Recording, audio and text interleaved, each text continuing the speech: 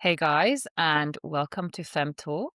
We are here with Ella. We are me. I'm here with Ella, and today we're going to have a little bit of a catch up. We're going to talk about the photo shoot that was just that's just gone down last week, and we're very excited to talk to you guys about it, how it went down, and then on the note of the photo shoot, we thought it'd be a good idea to talk about confidence itself, as it came up with the girls that have done the shoot as well as it usually comes up with our clients that we work with. So let's get started. Catch up first. Ella, how have you been? I actually have barely seen you recently. Yeah, we haven't had So much friend one-on-one time, have we? no, it's going to be like a proper realistic catch up because I don't know what's been up.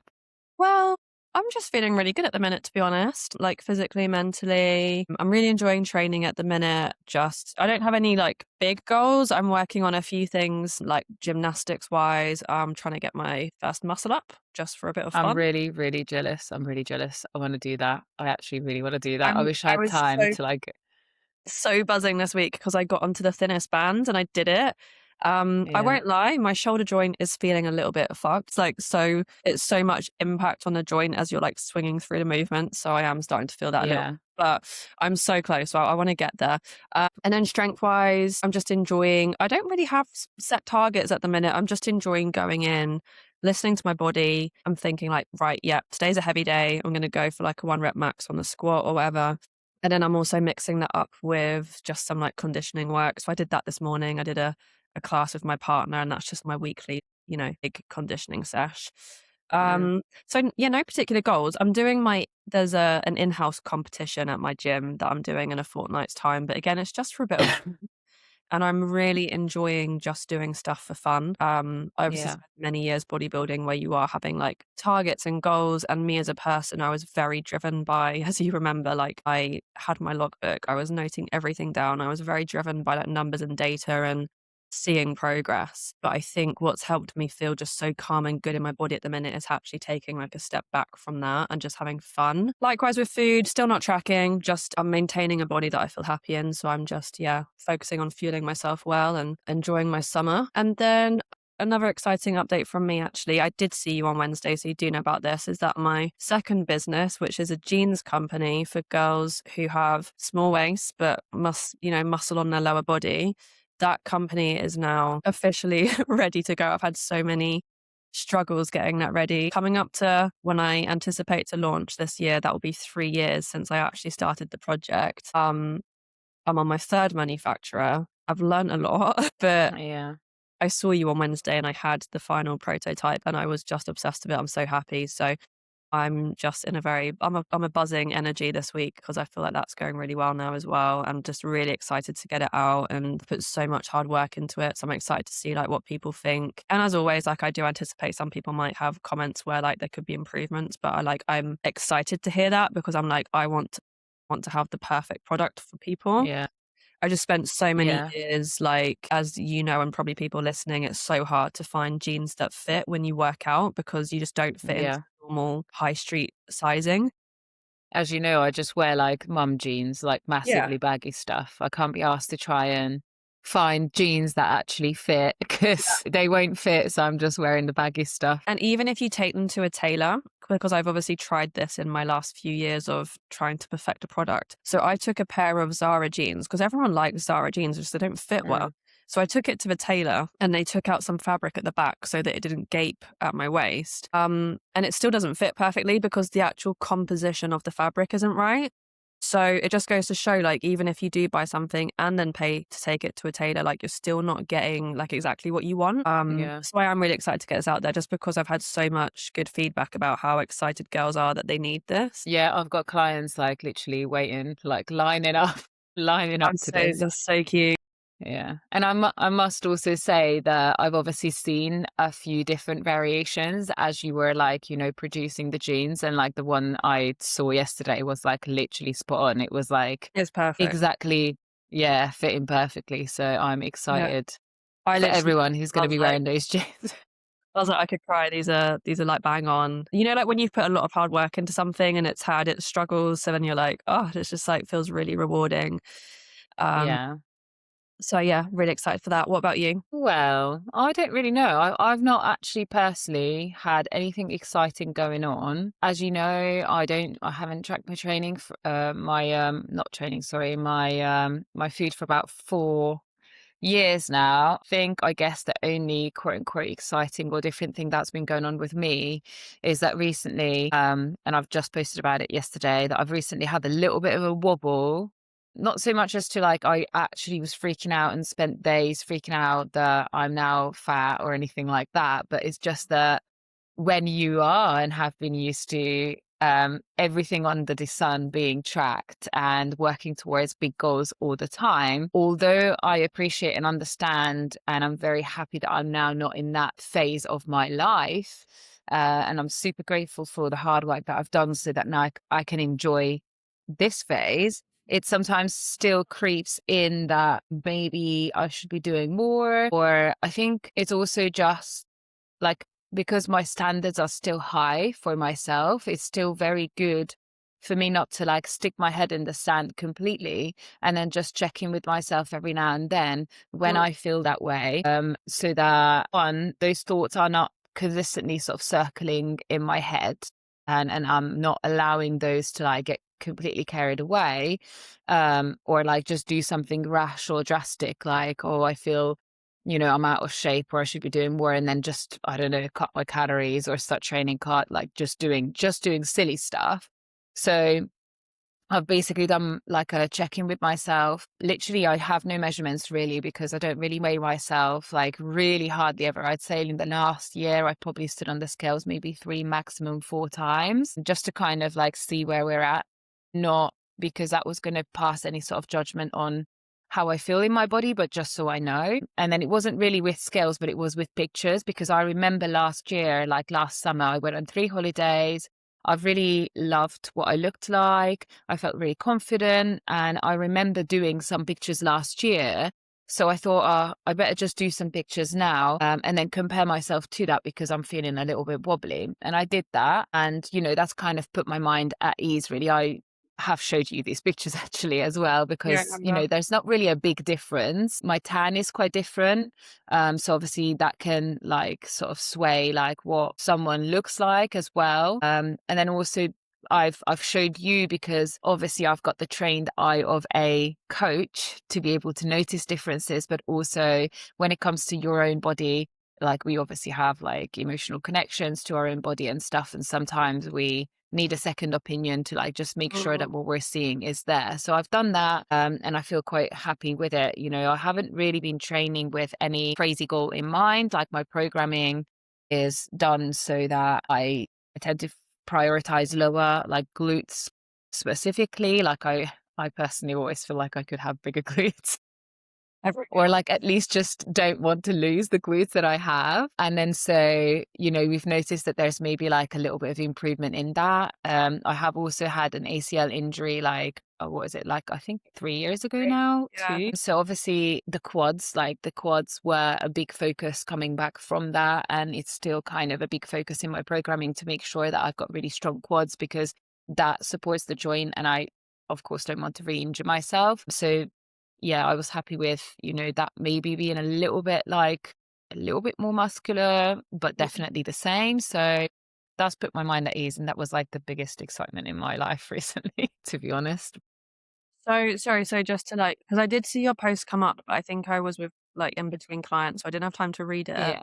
But I think I saw your pictures next to each other come up. So are you saying that like now that you've gone through that thought process, like you do feel happy with where you're at? Yeah, I think it's not that I was really unhappy.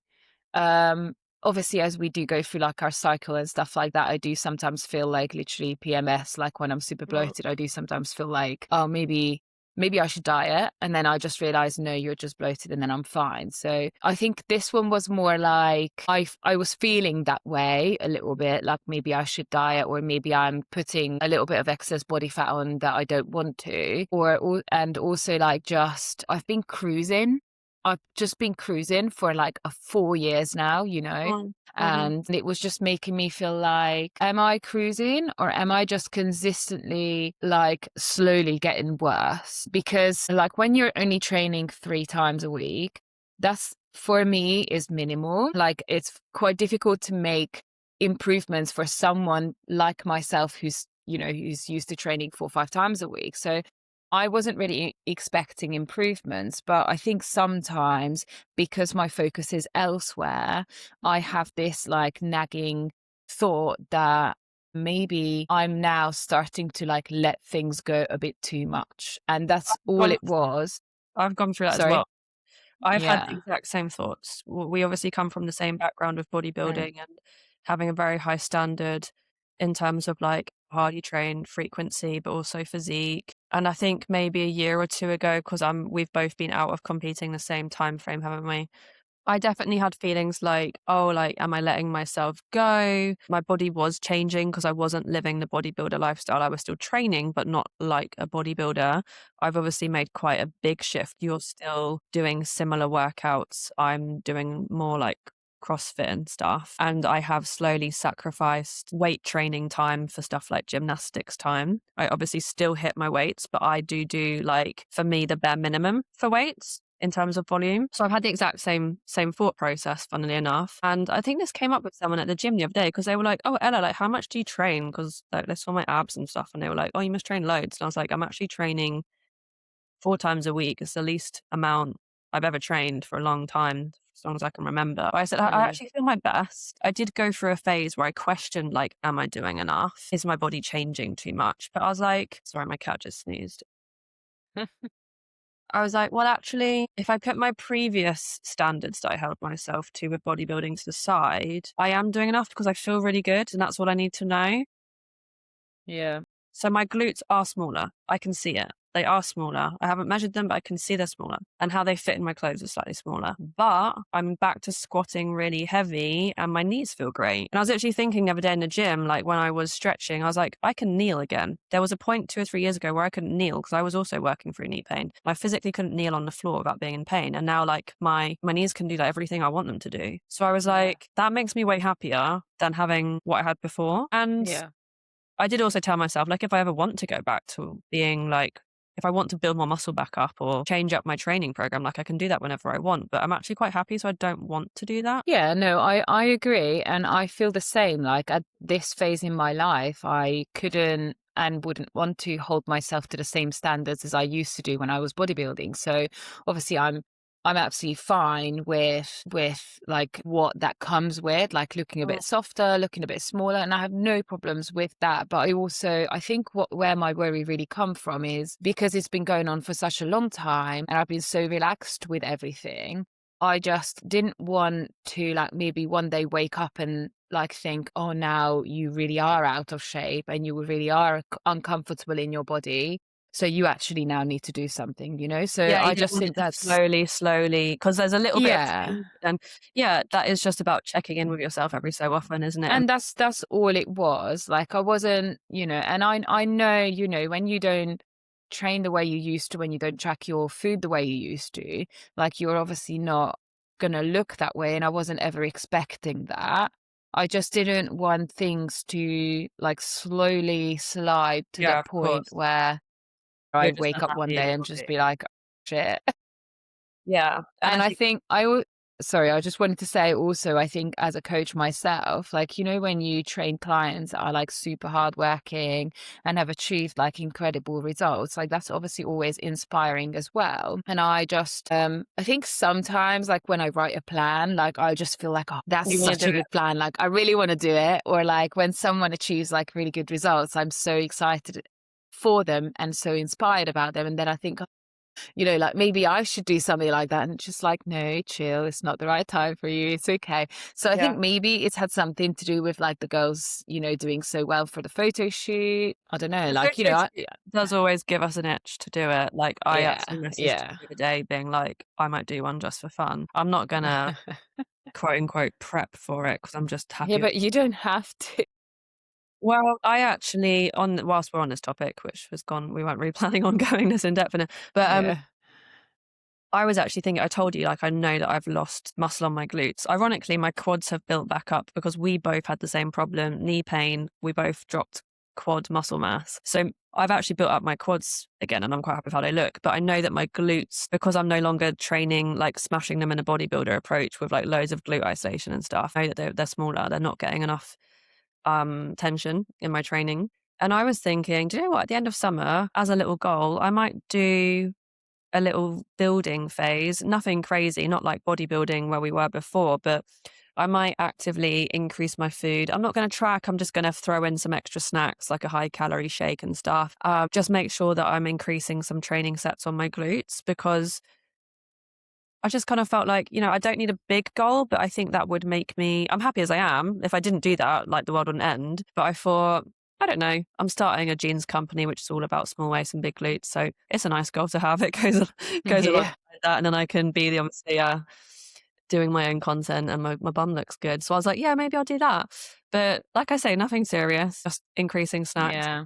a few more sets. I will say though that every year in these last 4 years, I have toyed with the idea of doing something like that. And because I was so comfortable where I was, You I didn't. didn't end up doing it for that exact reason. Like last year, we went to Marbella. So I was like, oh, maybe I should do a little like shred for Marbella or something like that. Didn't happen. Photo I love shoot that every about year. I love that about where we are, because we might not be doing really exciting big training plans like some of our clients. We might not be doing photo shoots, but I think what you've just said there is what every woman ultimately aspires to achieve. And like the fact that Yeah. we've gone through everything we've gone through and we're so content in our bodies. The fact that we're in that phase, I think, is just so beautiful. Like we've both gone through our hardship, we've both put in a lot of work, and we're just reaping the benefits now. Do you know what? To be so Yeah. content in yourself that like, yeah, I could do that goal, but actually I feel really good as I am. It gives you Yeah. that choice. Nothing feels forced. It's like if you really want to do it, you'll do it. Yeah.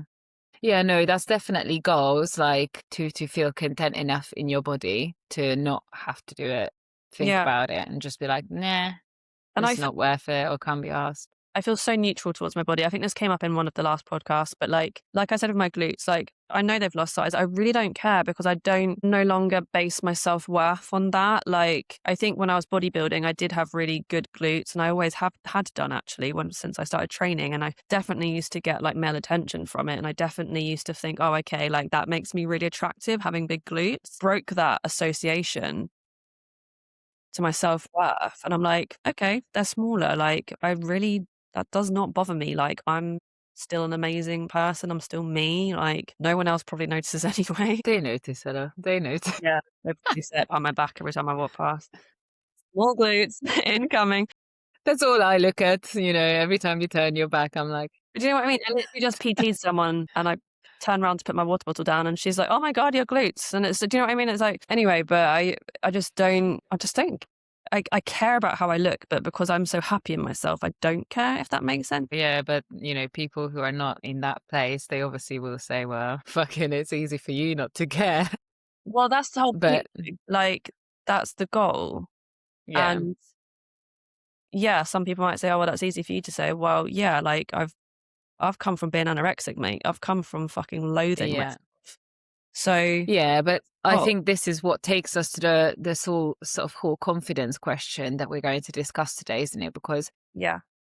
there is like loads of layers to that. And as we said, we both worked fucking like several years really hard, not just on our bodies, but on our mindset as well to be where we are. So for sure, it's easy to say that you don't care when you like, look decent, but to get to this point, like we've actually gone through a path or a journey that's definitely not fucking easy, right? Mm. And yeah, the two things just like you can't not care forever. If you actually really don't care, you can't keep saying you don't care when you're not there yet. No, Does of that make course. sense? It will do. It will make sense when we like actually unpack that topic, I think. But basically, when I say I don't care, it's when you've achieved neutrality, like your body can fluctuate a bit and it doesn't impact how you feel about yourself. Yeah, Yeah. because that all comes from your identity as well, like you said. So Yeah, your self-worth. And yes, body image we know plays a part in it, but it's not the full 100%. Whereas a lot of people still obviously that is there. If you were to look at like a yeah.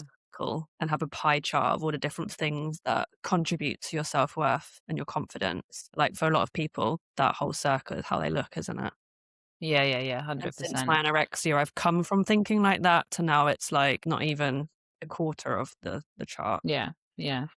Yeah, well, I have written up some things about that, to be fair, that I want to mention with Oh, regards to let's go for it. confidence. Shall we, so shall we just get started with talking about confidence in general? And what we did this week is we kind of made confidence as like the topic of the week, coming off of the back of the photo shoot. Mm. And so I've made a post on Monday asking for people to like comment or ask any questions that they'd want us to discuss on this podcast. And I've had a really, really good one, which I wanted to start off with, really. What I'm going to do is read out the question and what she'd said.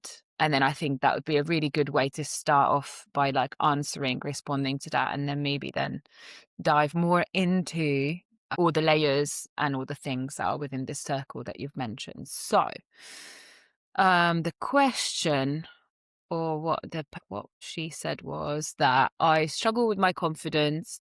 I suppose it's the comparison of what women are meant to look like.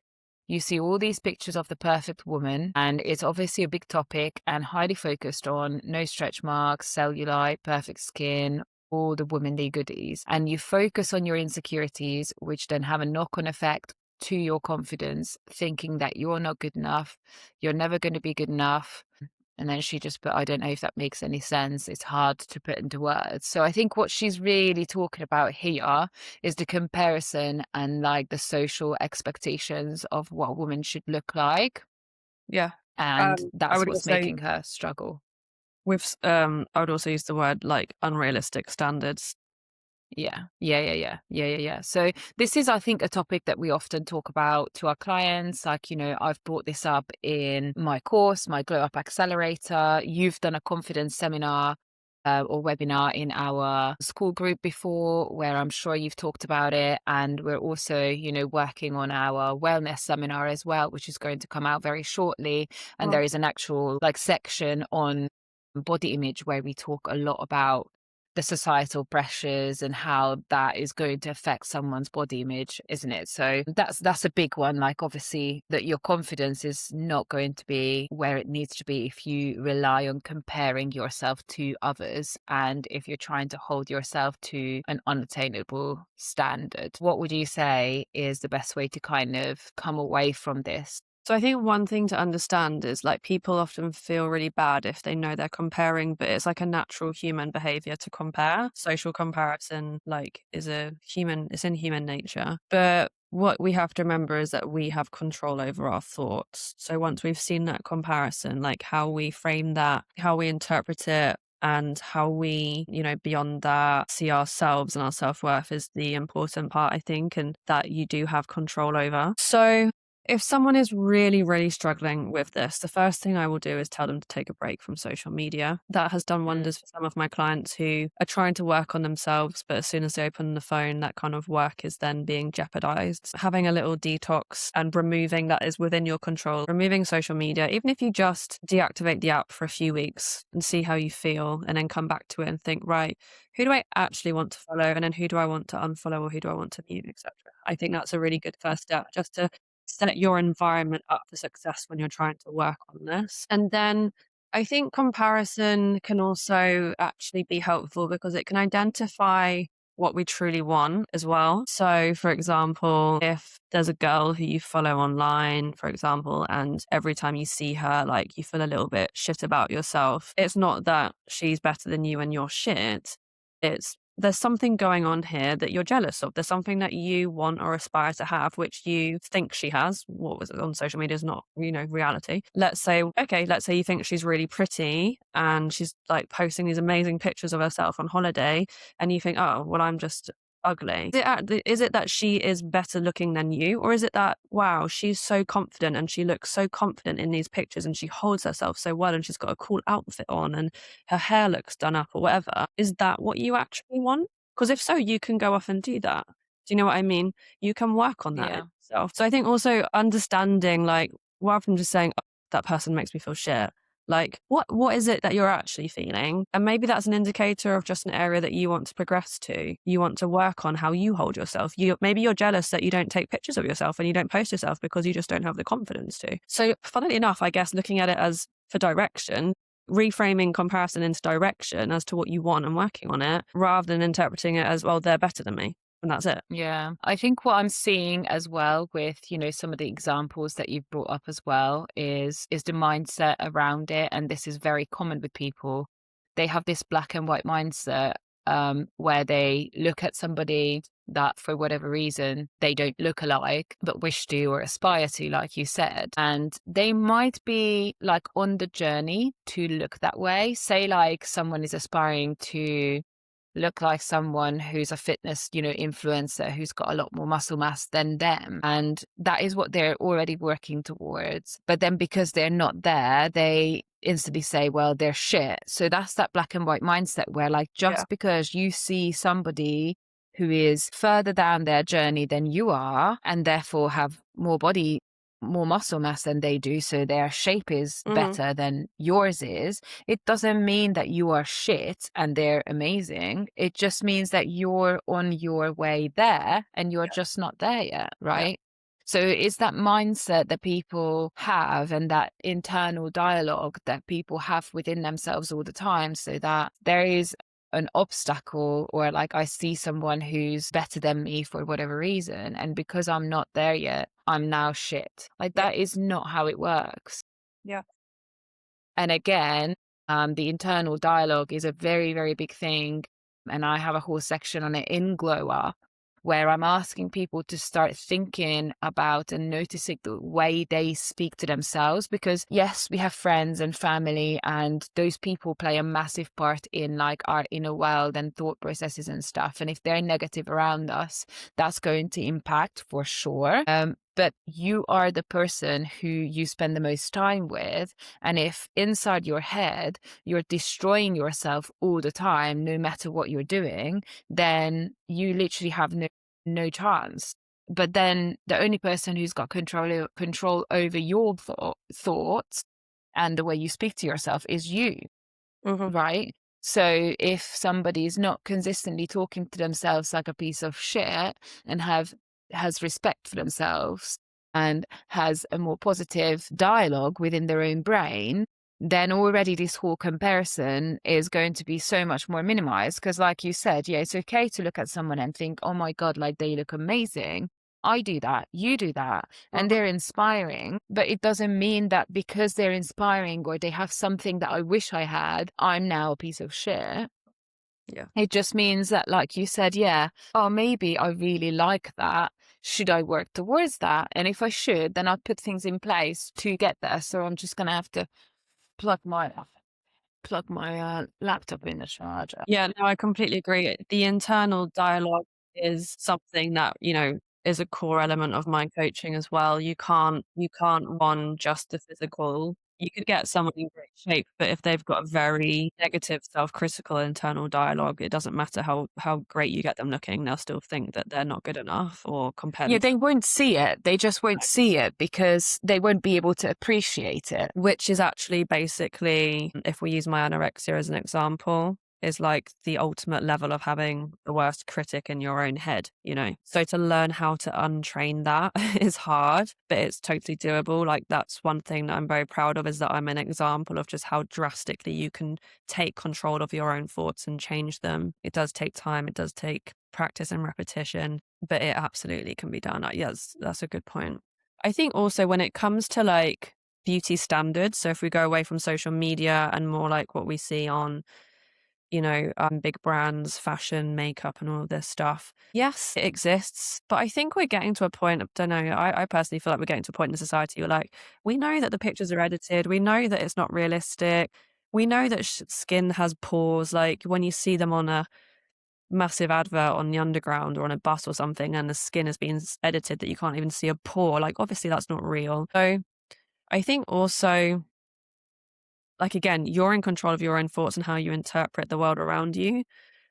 Like, use your common sense. Don't compare yourself. That's like comparing yourself to the fucking Disney princess, a drawing. Do you know what I mean? Like, Yeah. you, you. yes, it's annoying. In an ideal world, companies like L'Oreal would show pores and imperfections, but they're trying, this is how the world works. They're trying to sell us shit. Yeah. We know that. We know that if we buy that product, it's not going to eradicate all of our pores. So I think know that you are, in terms of marketing and consumerism, like you're always being sold stuff that you don't need. Once you understand that, you will stop feeling that one, you need it. Every single trend, every single beauty trend, there's no right and wrong. If you want to try that trend, go for it. But to understand that beauty, fashion, the female body is always trending because they're always trying to sell stuff. When you realize that, you'll be like, okay, I don't feel like I actually need that. And you won't compare Yeah. yourself to it. It will exist and you don't have to look at it or compare yourself to it. Yeah. Just another thing that I wanted to kind of highlight, because you said about how not all of our thoughts we have are like true thoughts. Yeah. I think we often both talk about this as well, where, yeah, comparing is normal. Everyone does it. We obviously all want to fit in somewhere in society, and that's all embedded in our brain and human behavior. And comparison is part of that. I guess trying to adhere to like how fashion changes is also a big part of that, because fashion gives us belonging, whether it's Um, about your clothes or what you look like. It gives you the impression of belonging to something somewhere. And that's all okay. But those thoughts that we have that are changing all the time, we can just like pick them up and rationalize them. So just because you think that when you look at someone's picture, it doesn't necessarily mean that whatever you think is instantly true. So like all the conversations that we just had about rationalizing, that woman has no pores on the picture. Now I'm rubbish. Then you think, no, I can't speak to myself like that just because she doesn't have no pores. And I do, that's completely normal. That was a bit harsh. Let's slow down a little bit. So you just stop yourself and rationalize all that thought process. And that is doing these little things. And these are all like done in your head, basically. These little things you do when you start unpicking your thoughts are the way to rewire and rewrite that internal dialogue that you have right now. So, like you said, Ella, it takes years, it takes a long time, but it's not exactly, grueling work where you sweat because you just do it in your head. Yes, it's hard work because you do have to focus on it and stop yourself from pulling yourself apart, and you have to repeat it time and time again. But you can do that. So yeah, for sure, I would definitely 100% suggest starting to notice that internal dialogue to begin with and start to unpick it, because just because you think it is not true. Yeah. So with my clients, I tend to work with the type of client who is very self-critical. So I tend to attract clients who used to have maybe anorexia. And this is a really common kind of thing that would come up in coaching. And I find what's really helpful for Huh. clients with this way of thinking about themselves and this kind of trait is that if they are that self-critical in how they speak to themselves and don't speak to themselves or see themselves with that respect, they are likely to physically do the same with their body. So my type of client is going to be the typical overtrainer, under fueling, under resting, or you could have the opposite end of the spectrum, not training enough, overeating, resting too much and, being completely sedentary. But yeah, my type of client typically falls on that other end, the overtrainer, the over-disciplined, the under-rester. And how I work with this type of client as well is we do work on the internal dialogue, but we also do practical things to teach ourselves self-respect. So whether that's maybe reducing training volume or training days, whether that's blocking out time to just rest. There's no to-do list. There's no, doom scrolling. It is that time where you are allowed to let yourself rest. It could be cooking a really nice dinner for yourself for absolutely no reason, not just when your partner's coming over, like for you, yourself, having a little date night with yourself. That doesn't mean like self-care in a sense of, face mask, treat yourself, spend money, whatever. But those small acts that you do on a daily basis also goes alongside that, working on the internal dialogue to teach yourself that I respect myself and I deserve this. And it could be like the most basic thing, like having a rest day because you're exhausted. Um, Yeah. and that's where action also comes in. I find really helpful with my types of clients. Yeah. Of course, like the action part of like my glow up as well is also there. The action part, I think, that I find the most helpful when it comes to confidence, because confidence isn't just about the whole comparison and what's in your head, but it's also about like just generally like a big identity shift. So like we said, confidence has different layers, and it's not just going to come down to what you look like. If your confidence is based solely on your appearance, that's going to be very fragile. So you actually have to build it on identity, self-trust, self-respect. Like you said, like there's different things you can do to show yourself that you actually respect yourself, and those things are going to be a lot more lasting if you build your confidence on that. So one of the practical things that I have a section on actually is about the building self-trust, because the kind of clientele that I tend to have are the ones that always say they're going to start on Monday, and then they go Monday, Tuesday, and then they quit. Or, you know, the ones that are forever yo-yo dieters, etc. So they never actually, or hardly ever actually, have reached their goals because they don't really finish stuff. They say they'll do things and they don't do things. For those people, the best way to start building their own self-trust back is by actually doing what they say they will do. Because if you've said you're going to start dieting on Monday and every January, and you never have done, and you've never lost any weight, then nobody, not even you, will fucking believe that you're going to do it. And if you don't believe you're going to do it when you say it again, Yeah, you don't you respect know, yourself.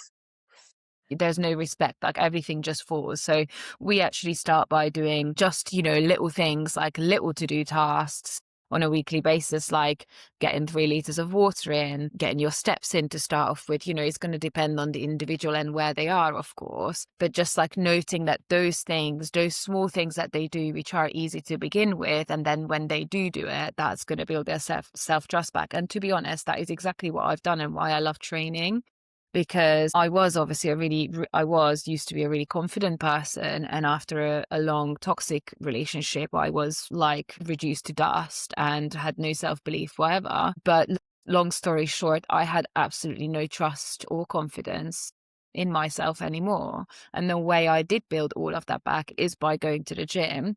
And, you know, it was session by session, rep by rep. And then that is the little things that will build it all back up. And yeah, for sure, you have to do that in internal dialogue, but that's not the only thing. You feed and connect the actionable stuff together. Self-trust can also, for my clients, look like, so they might be too restrictive in the week and then binge because they've been so disciplined with, like, overly unnecessarily disciplined with themselves, or if they go slightly over a calorie target or something, it's, you know, like failed here. So that can come up quite a lot with my typical type of client. So getting them to trust themselves around food again, like you can have a couple of biscuits. It doesn't need to turn into a binge. You can have a couple of biscuits. You're not going to get fat. And then we also talked about something else. Sorry, identity came up. Yeah. We obviously, that's the underpinning of coaching, really. You're taking someone from whatever their goal, you're taking them from who they are now and, like, in whatever it is, 12 months time, to who they want to be. People think obviously that it's the visual. I look like this now, next year I want to look like this, but that requires you to grow into the next version of yourself through the habit changes, the mindset shifts. So yeah, it's a very multifaceted, lots of different elements come into confidence, doesn't it? But as we've clearly said, the visual is the surface level of that change. Yeah. Yeah, we obviously, when people come to us, you know, they don't come to us for like, obviously they do want to be more confident, but they come to us more for the physical side of things. But we then need to present to them and show them and prove to them that yes, two things go hand in hand and one thing cannot happen before the other. So they just work alongside, intertwined within changing those daily habits. Yeah. And obviously we always start with our clientele with a values and vision statement. So from the get-go, outlining, why are we doing this? Why is this important to you? What are your priorities and what is your vision for yourself in however long? Because if they say, oh, okay, I want to drop 10 kg or whatever, it's like, okay, but why? Why do you want to be the person who does that? Because I feel lazy. I want to be someone who's more disciplined and I want to be healthier and I want to look like I'm healthy. Okay, so that's the real reason there. You want discipline and you want health. Those are like important traits or ways of living to you. So that's where we obviously go that level deeper. I'll quite often Yeah. ask my clients if they're struggling with something and they're asking me a question, maybe it's on WhatsApp and they're like, oh, I'm not sure what to do. Or like, oh, I really struggled mentally with food this week on this. And I'll be like, okay, what does Sarah version 2.0 do? So I get them to Mm. think of like the person who you want to be. How would she respond to this situation? Rather than resorting to previous like ways of behaving. So it's encouraging Yeah. them to think of that person that they are growing into. Yeah. Obviously, the quote is something like, you have to live like the person who you want to be Exactly. first before you become that person, isn't it? So, Exactly. and funnily enough, well, not funnily, kind of works alongside everything that we've just done, or we were talking about this week, but I've just posted a post, and that's on our Fem as well, which says confidence is a receipt, not a deposit. You get it after you do the thing, never before. Mm. And that's what we're talking about here, isn't it? You are, and you will get more confident along the journey as you go on, but it's okay to, Because we go through different chapters in life, it's an ongoing journey because once you've reached one goal, you'll then, embrace that. And then maybe a year or two later, be like, oh, actually, now I want to do this, or now I want to open a business, or now I want to do that. And then the next challenge comes. So it's not like an end goal, it's not one stop confidence. It's yeah. as long as you want to keep growing and developing as a person, it's an ongoing journey of navigating that next phase you're in, is how I would feel like from my personal description. Yeah, I agree. But I also think that the more times you've gone through hardships and come out the better end, the more times you're able to go into a new scenario more confidently, because the more experiences and positive experiences and proof you have under your belt, that actually, no matter what life throws in my way, or no matter what I can do, the easier it is to start new things, isn't it? So Yeah, of it's course, you're again, gaining that it's the experience. yeah, it's the experience, and it's the doing things rather than just sitting around and waiting for a day where you suddenly wake up confident, or like a day where you suddenly feel okay to walk into the gym because at the moment you don't feel okay. Like, I've had people say to me, I will start PT, but first I'm gonna have to lose 10 kgs. Like, Yeah, that's a what? classic. Or like, I'm gonna join a gym, but first, that's a January thing that loads of people do, don't they? I'm gonna join a gym, but first I'm gonna lose 5 kilos. And it's like, why do you have to do that when actually with a PT or in the gym, your process and progress would be quicker and easier? Yeah. You're not gonna get any more confident by doing that. So is And it's that also like, you're how? waiting? Because you're stuck. So how are you gonna ever get to the gym if you have that way of thinking? And this ties in Yeah. nicely to the photo shoot because the amount of times you'll get people say like, "Oh, I saw your photo shoot on Instagram. Oh, I could never do that. I'm not confident enough for that." And I'm like, none of the girls who joined it were. That's the whole point. Yeah, that is 100% the point. Like, most of our girls end up being there after having watched our stories for a little while, Mm. and having seen past photo shoots for a little while, well, not most of them, not all of them. Of course, there's people who just sign up for the shoot because they're already feeling like they're ready to do that. But I have had loads where I've had to have these conversations with them where, like, you don't start off by feeling confident. You do the journey, you do the work, and then you are confident. And of course, like, that's when people are also, when they're on sets, and that's when they also realize like how much hard work goes into that picture. That's one of the reasons why I love the photo shoots. Like, you do look and compare to all these amazing images online, social media. Like we said, we all know not to do it, but we all still do it. And whether you know or not, like, how much of that head fuck is true, you still do. And unless you've done the journey, like you've prepped for a shoot and seen yourself on set and all your images, and then seen the raw unedited images, and then seen the edited images, like, you have no idea how much hard work goes into that. Mhm. Like, obviously on our shoots, the girls feel super empowered because they're surrounded by us, the makeup, hair, everyone's super empowering.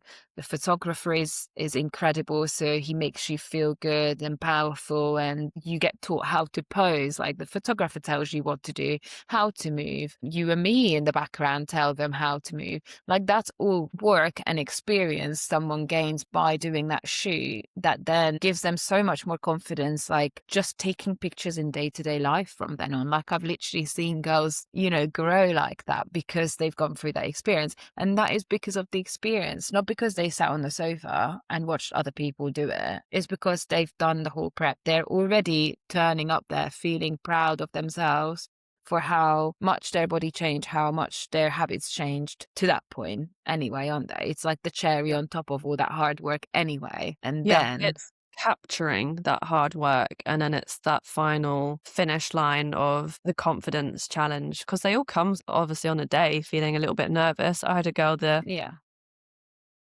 this year who's done multiple ones with me before. She was still a little bit nervous when she got there. And then by the end of the day, that's what I think we like, isn't it, as coaches, is like just how much they're all smiling and buzzing off, not just having had a fun day, but the photographer shows them the pictures and they're like, oh my God, that's me. Yeah. Yeah. Yeah, I've had girls, that wasn't this year, but I've had girls turn up to the shoot having cried their eyes out before, and then by the end they've taken incredible images. I have had one girl this year who was really struggling with her confidence because I suppose the prep hasn't quite gone to plan because she was poorly and things like that, so she nearly didn't do it. So that was a little bit wobbly there, but even she's had a really great day. Obviously that was a lot coming like that. A lot of that has come down to like mindset and stuff that we're still working on. But yeah, like when you see the images just off the back of the camera, so many people go, oh my God, is that actually me? Yeah. Because you don't see yourself in those poses, that light in that setup, and is just main character energy that day for sure. And it's always so funny when at the beginning they're like, I don't know if I could ever do that. And then now in our group chat this week, they're like, oh my God, I can't choose which pictures I want because I love them all. Yeah, yeah, yeah. Yeah, yeah, yeah. Yeah, for sure. What's your favorite thing about the shoot then? Is it like seeing how they come out of their shells? It's going from someone who in general just, probably would not like pictures of themselves to then having these pictures which you're like, when you're 80 years old, these are going to be on your wall because they're just so Yeah, insane. yeah, yeah. Um, Yeah. and then it's also the day itself. I think also we live obviously in a very digital world, a lot is online. And I think coming together for a day with women who you might not have met before, but like they're all on the same journey and we're all hyping each other up. And it's just a really fun day, which you just never ever get to do. Like, how often do you have hair MUA and a insane photographer in a unique location, everything pre-packaged for you, and you rock up? Like, it's just a fun day. Yeah. I think that is my favorite part as well. It's like a big samba party where you're made to feel and look glamorous. And I just think because of how we see, them come out of their shells and like, yes, start out by perhaps a little bit nervous or feeling awkward in front of the camera to then like doing all the poses and like looking insane and how they feel. I just genuinely think that that is a feeling that every woman should feel, Mhm. and not just once in their life. Because the way I would, and the thing I would compare this to, although I haven't had my wedding or anything like that, but I would compare this to that. Like when you get married, you have your hair, you have your makeup done, everything is quote unquote about you because you've got a beautiful dress Mhm. and you've got videography and photography and like, you're there. It's not really about you because it's about celebrating your love, or like that's what it should be. And I know we've got bridezillas that make it all about them and whatever, there's loads of stories about that. And some people are happy with that, whatever. I'm not saying either is right or wrong. But I think this day is really about you and your Mhm. journey. And this is, other than that wedding, I can't really think of any other day where women allow themselves to make such a big fuss about, themselves, right? Like, unless we obviously went to Marbella, so that was fun. We didn't have hair and Yeah, me makeup, too. but that was a little bit like this. I think, with alcohol, because obviously on the photo shoots we don't get that pissed. No. But yeah, I just think maybe not even Marbella because yeah, you do feel glamorous and stuff in a different way. But yeah, yeah, the photo shoot is like celebrating everyone's individual beauty. Yeah. And I always think as well, it really opens up people's mind as to how to appreciate other women and like their beauty in their own way. And I'd like to think that most of them come away from it instead of comparing, Mm, appreciating. Because I know that's a big agree. thing a lot of the times. Like when you turn up, like, are there going to be people like more shredded than me? Like, am I going to be good enough? And things like that. And you and me, we obviously prepare the girls to not think that way. But again, the mind does compare. And I'd like to think that once people see all the others posing, all the others' pictures and faces, and, you know, they've all made everyone feel glamorous as well as they've all felt glamorous, I think and like to hope that they come away from it thinking, do you know what? That woman who's like a foot taller than me and has washboard abs and, you know, long legs and whatever is incredibly beautiful. But I'm also fucking beautiful because I have this, she has that, I don't have that. I can see what she has is beautiful, but what I have is also beautiful, right? Because we are all individually beautiful. Then I just think sometimes it's again down to that mindset where it's the curly hair, straight hair conversation. Like I talk about this all the time. There is, you know, if I have to explain this because I say this to you all the time, but the others might not know exactly what I mean. So when you grow up with straight hair, you are most of the time, you just wish you had curly hair. When you grow up with curly hair, you wish you had straight hair because straight hair is obviously easier to handle. With straight hair, you just wish you had the volume of curly hair, and it's obviously different to what you know, so you want it. And that's the same with if you're tall and short or short and tall, right? Like there's just ups and downs to having all of the different bodies, and there's beauty in all of the different bodies and faces and whatever. So Yeah. that's what I'd like to hope that people come away with, and I think that makes them more confident coming away from that. Yeah, I completely agree with that because every single hype on that day was a genuine, like, oh my God, you look amazing. There's no fake positivity. It's like a genuine, that picture is sick, like, you look stunning. Yeah. And that person could have a completely different body shape and look to you. There's no right or wrong. That's kind of another underpinning of confidence, isn't it? Is really understanding that everyone is different and unique and there is no right or wrong. Going Yeah. back to the topic of like unrealistic expectations and what we might see on a L'Oreal, the problem is people take that as that is right, therefore I am wrong. But it's not that way at all. It's a different example of being. There's no right or wrong. Yeah. And that's what we talk about, the whole black and white mindset as well, isn't it? Because oh, if I don't have that, then I'm shit. Like there's no right or wrong. And then to bring into context what you've sent a video a few weeks ago again into our school group, which I use all the time. We talk about a dial in coaching in various different ways, but like the right or wrong, there's no right or wrong. There's a dial, right? There's ideal or less ideal in life, and it's not so black and white. I guess with the whole looks and things is not exactly what we're discussing, but if you're looking at something that like a L'Oreal advert, then there's more like a dial into, yes, it's not that you're shit, but maybe you're not there yet. And then with a L'Oreal advert, you never will be there because it's fake, right? Right. So Yeah. me flapping around to the camera.